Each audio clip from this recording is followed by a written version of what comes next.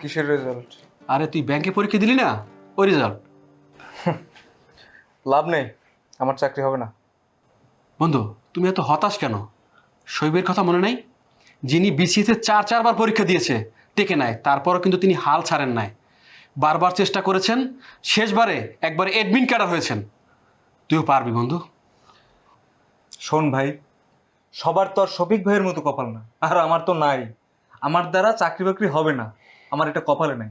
বাদ দে। বন্ধু হতাশার দরকার নেই, তোর রোল নাম্বারটা বল।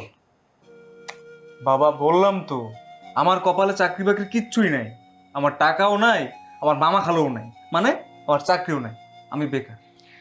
আহা, দেখি তো তোর রোল নাম্বারটা বল দেখি। তুই শুধু শুধু এটা দেখার পরে আমার মনটা খারাপ করে দিবি, কারণ আমি তো জানি যে আমার চাকরি হবে না। ভালো তো হতে পারে, তুই বল রোল নাম্বারটা বল।